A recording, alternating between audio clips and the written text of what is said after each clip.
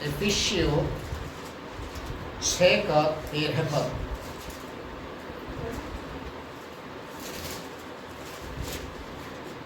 इसलिए परमेश्वर के सारे हथियार बांध लो कि तुम बुरे दिन में सामना कर सको और सब कुछ पूरा करके स्थिर रह सको।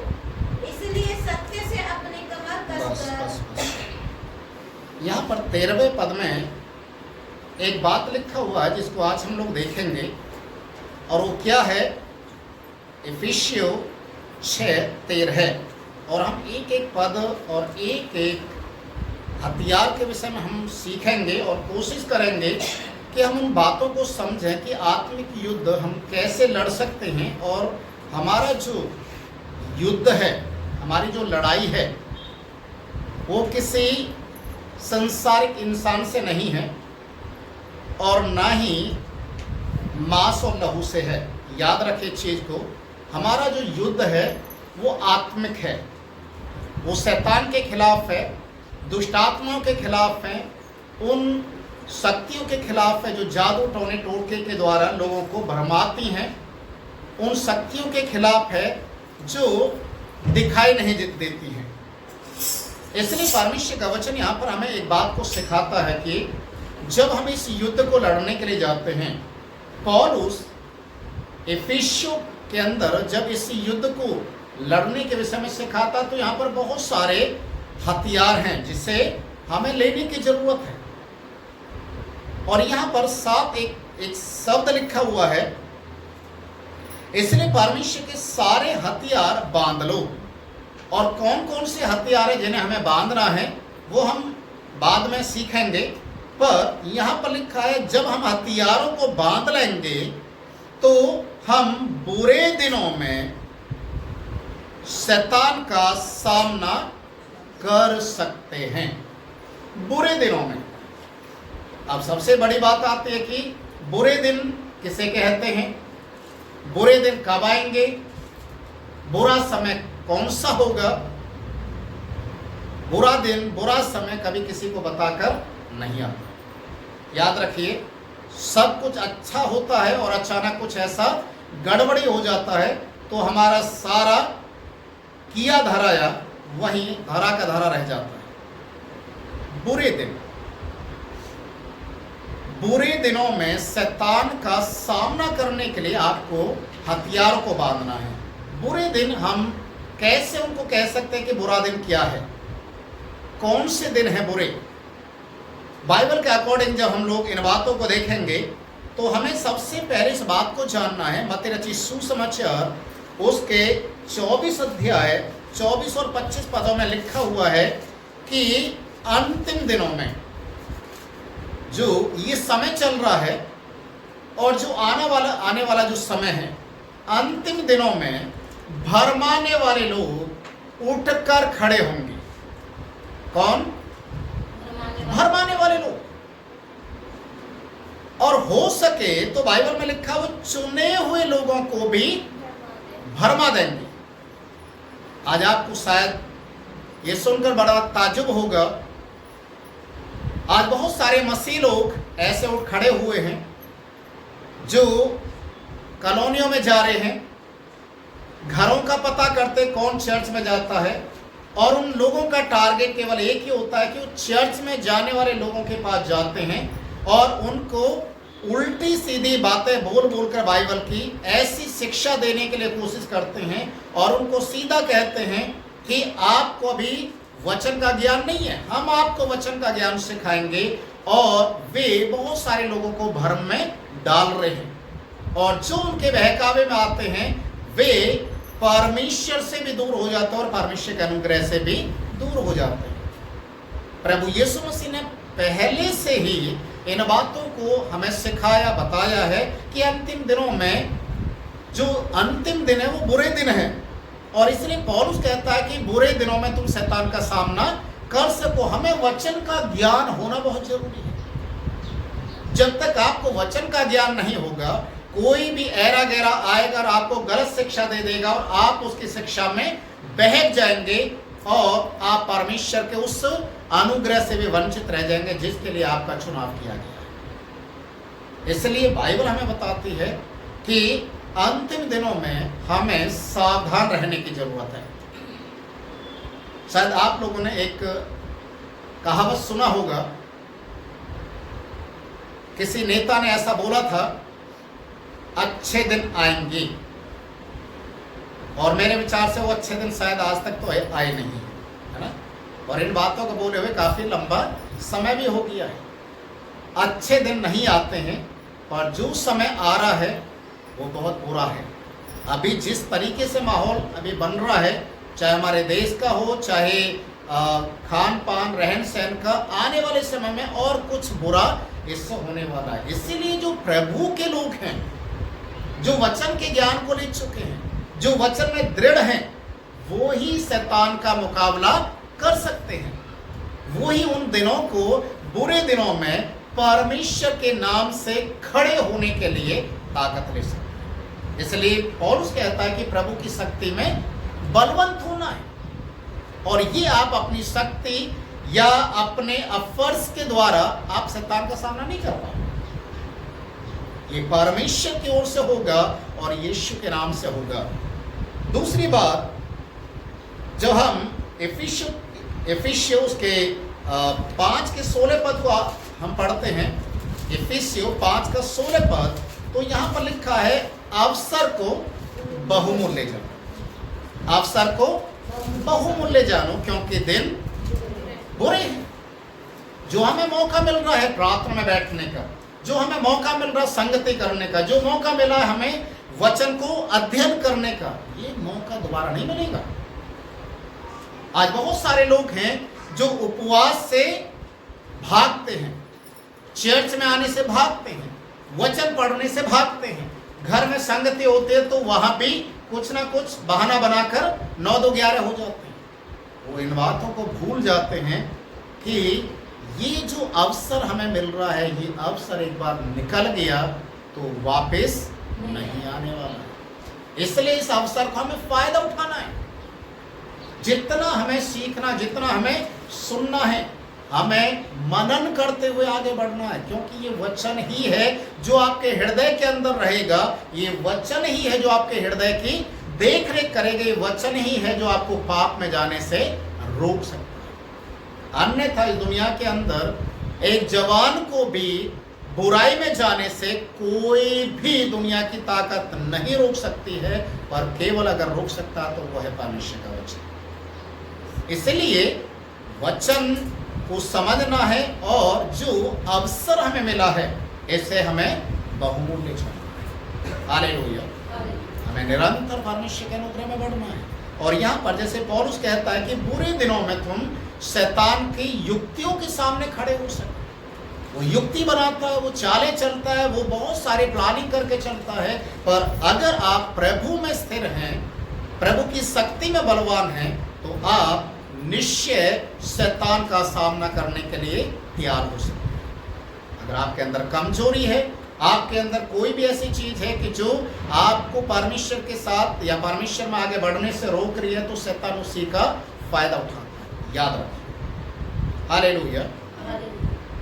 परमेश्वर के वचन में 2 तिमोथियुस उसका 3 अध्याय जब आप पढ़ेंगे, 2 तिमोथियुस 3 का उसका 1 पद से 5 तक आप पढ़ेंगे, तो वहां पर लिखा अंतिम दिनों में किस तरीके की शिक्षाएं, किस तरीके के लोग उठ खड़े होंगे। और वहां पर लिखा हुआ है कि जो समय होगा वो समय बहुत ज्यादा कठिन समय होने वाला है। बच्चे अपने माता पिता का कहना नहीं मानेंगे। और लिखा हुआ वहां पर, अगर कोई पढ़ सकता है तो आप पढ़ सकते हैं, 2 तिमोथियुस उसका 3 अध्याय 1 से 5 पद। वहां पर उन बुरे दिनों का जो लक्षण है, जो जवानों के अंदर जो दिखाई देंगे, परिवारों के अंदर जो दिखाई देंगे, उनके विषय में वहां पर लिखा है।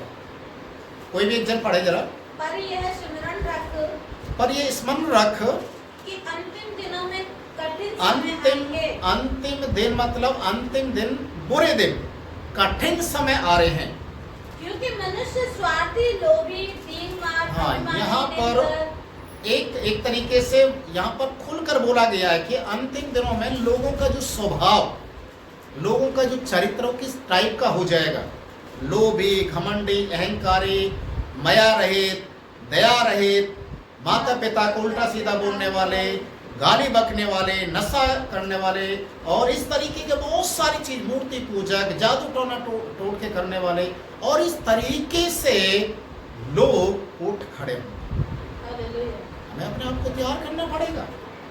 हम कैसे शैतान का मुकाबला कर सकते हैं, कैसे हम परमेश्वर के वचन में अपने आप को लेकर चल सकते हैं, कैसे हम दृढ़ हो सकते हैं और कैसे शैतान का सामना कर सकते हैं।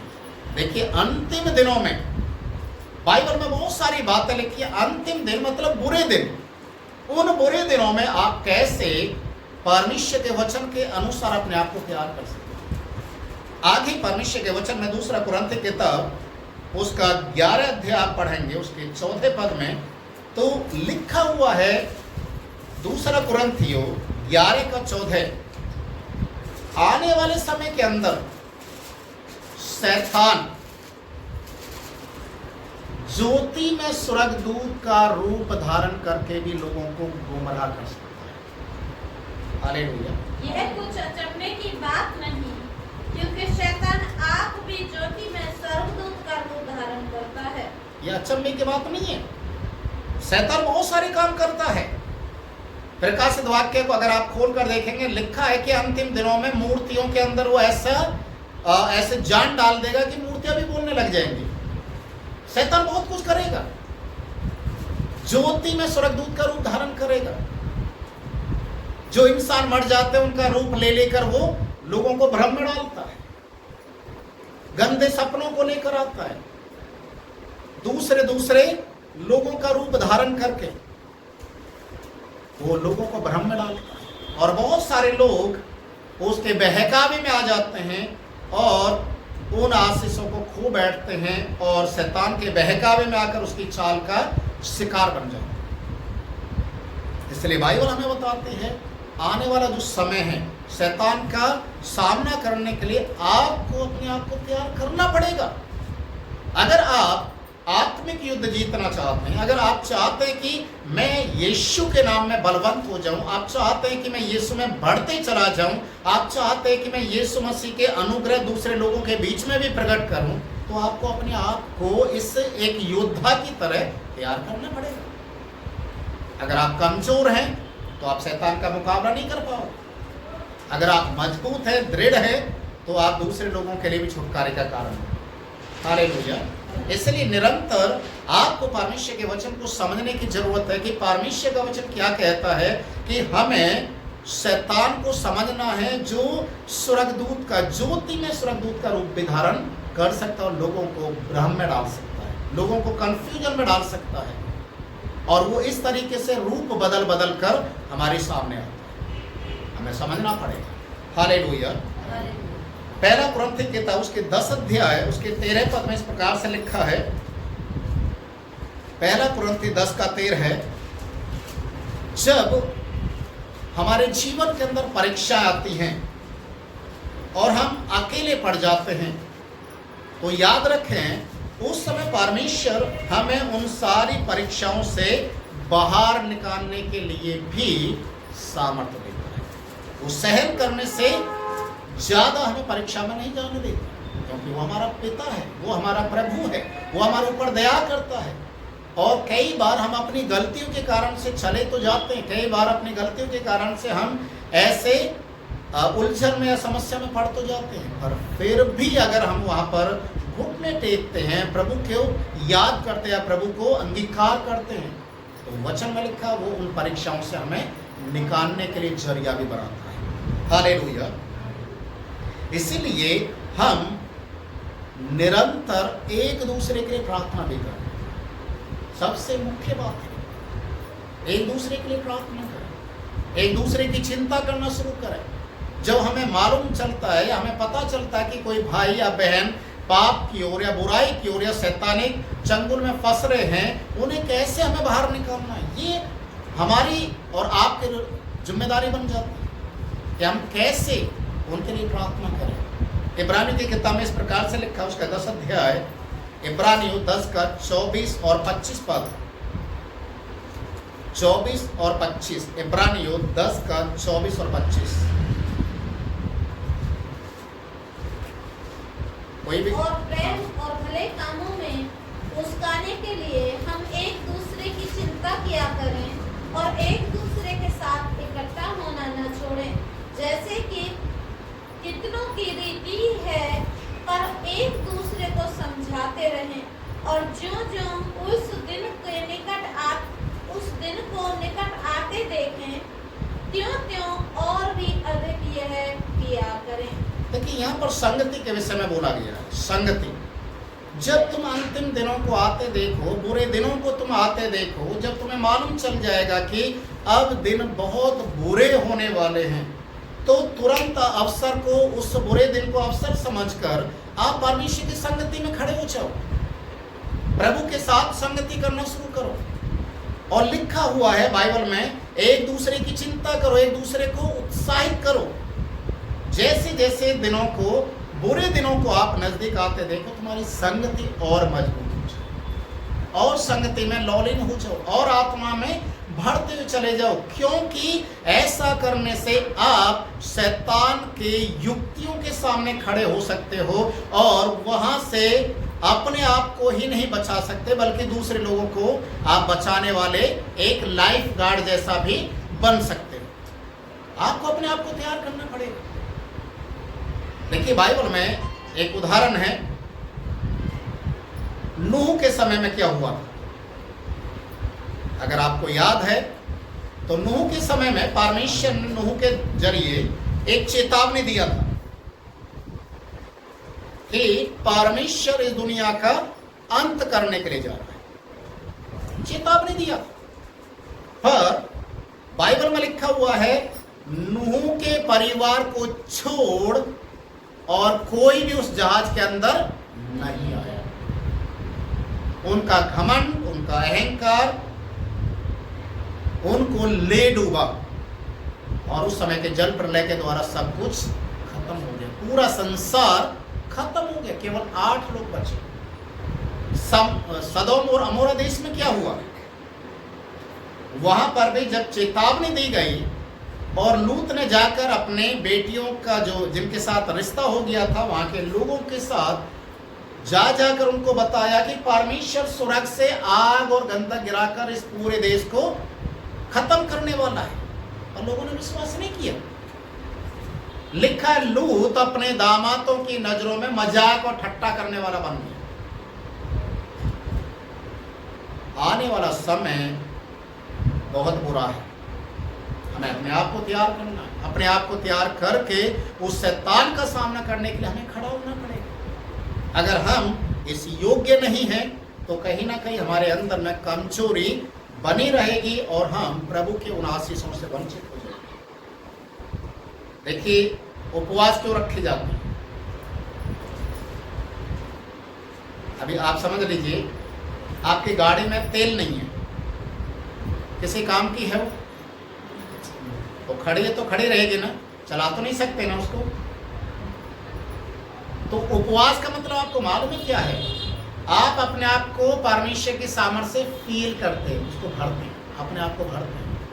और जब आप परमेश्वर की आत्मा से अपने आप को भरते हैं तो जो खालीपन है वो भर जाता है, और आप परमेश्वर की सामर्थ्य में होकर शैतान का मुकाबला करने के लिए तैयार हैं। और लोग उपवास का मतलब ही नहीं समझ पाते हैं, प्रार्थना में आगे बढ़ चढ़ के जो हिस्सा लेना चाहिए नहीं ले पाते हैं, कारण संसारिक चीजों में व्यस्त हो जाते हैं, और वही संसारिक चीजें एक दिन उनके लिए हानिकारक भी।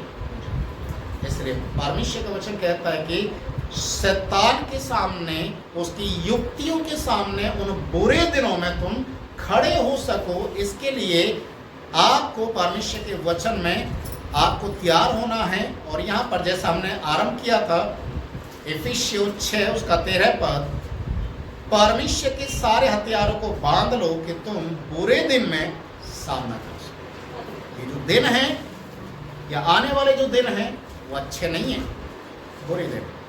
तो आपको शैतान का सामना करने के लिए, उसकी युक्तियों के सामने खड़ा रहने के लिए आपको प्रभु की सामर्थ्य में बढ़ना पड़ेगा, समय को बहुमूल्य जानना पड़ेगा। आज जो समय है, आज जो आपको मौका मिल रहा है, इसको गंवाना नहीं है, इसमें स्थिर होना है दृढ़ होना है ताकि आप परमेश्वर के नाम से आप बढ़ते जाओ और इस आत्मिक युद्ध को लड़ने के योग्य हो जाओ। प्रभु इस वचन से आशीर्वाद।